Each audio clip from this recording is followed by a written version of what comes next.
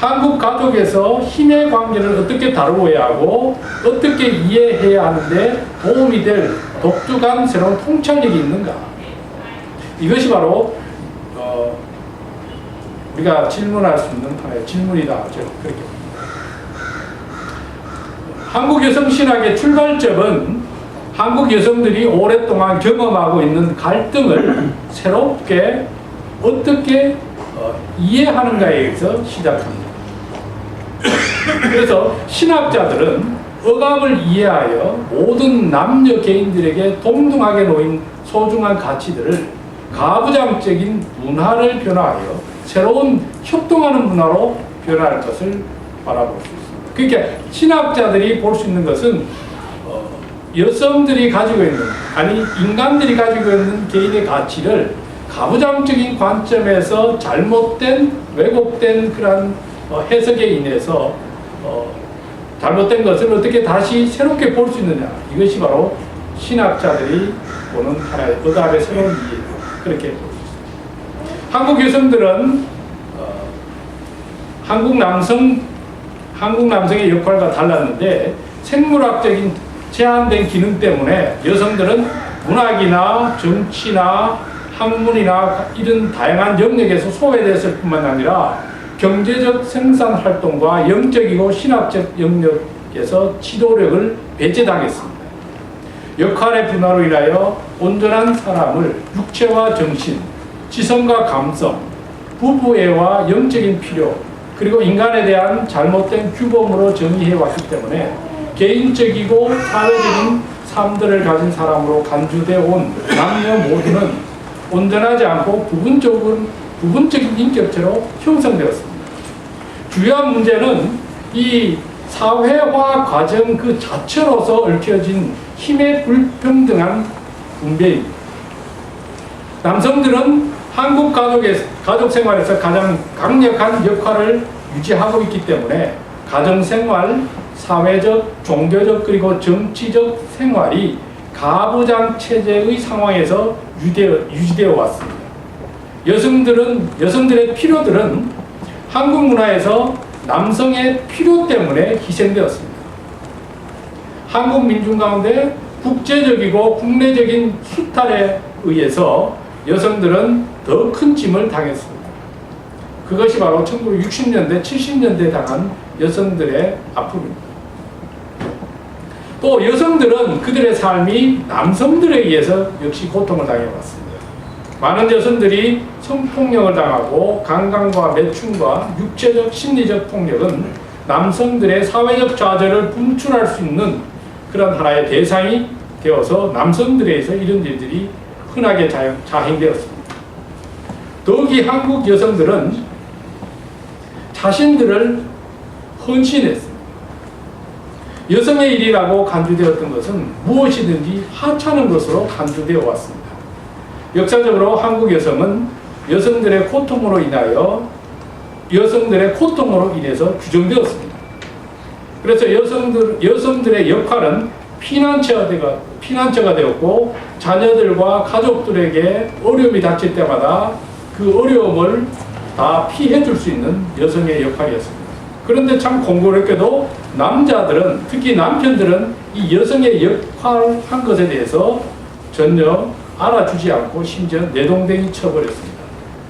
자, 이러한 상황에서 여성들의 기도가 어떻게 이루어질 수 있었을까?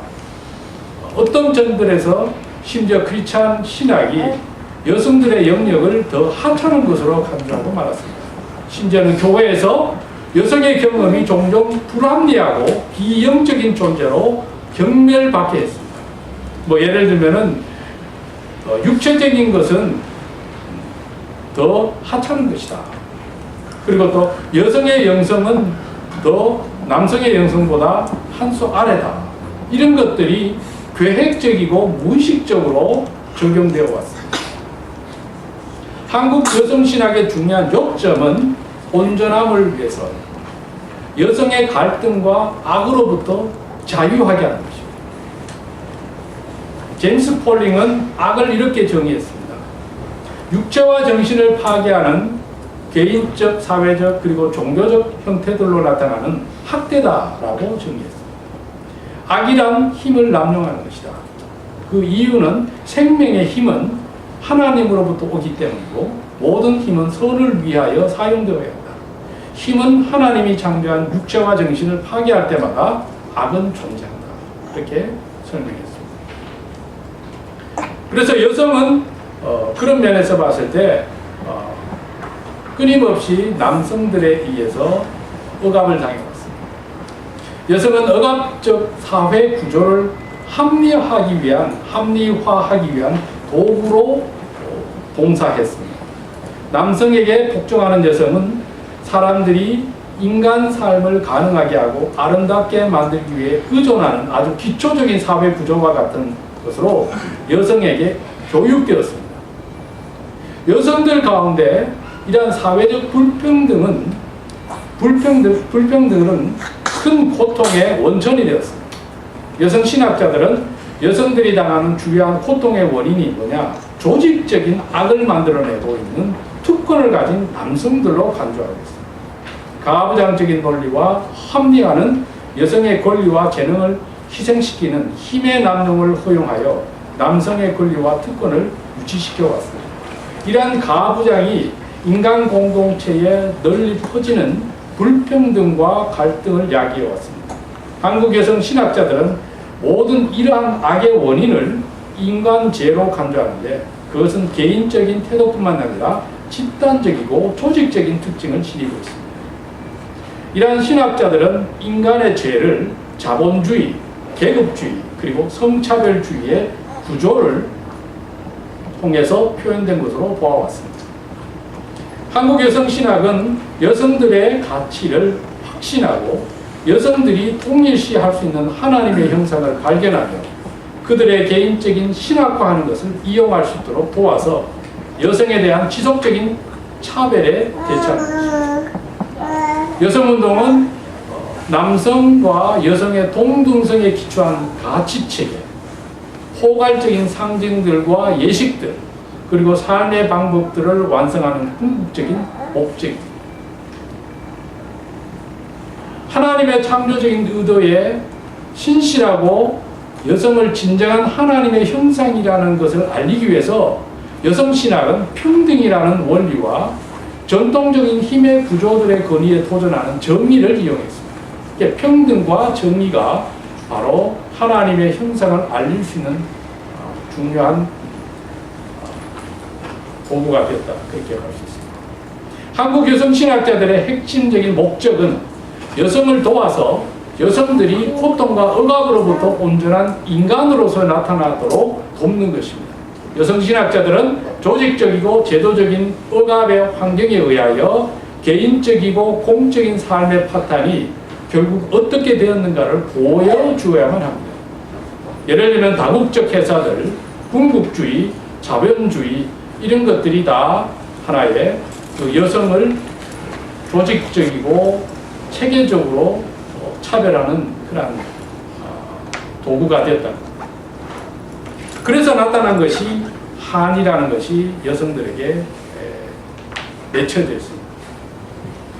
한에 대해서 많은 학자들이 이야기했기 때문에 저는 뭐 여기에 대해서 구체적으로 이야기하기보다 민중신학자의 현영학 학자가 이야기한 것을 한번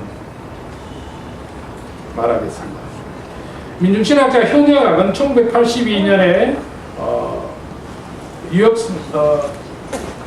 유역유니온에 있는 유역유니온 세미나에서 강의한 내용입니다. 한이란 불의에 대한 고통에 대해서 풀리지 않는 노함이다. 여성들에 대하여 엄청난 이상함들 때문에 무력감이고 완전히 버려짐에 대한 감정이다. 그리고 뱃속까지 스며든 아픔과 슬픔의 감정이고 온몸을 괴로워하여 흔들어대고 복수하기 위해서 집요한 충동과 이 모든 것을 구성하는 잘못된 것을 바르게 하는 감정이 바로 한이다.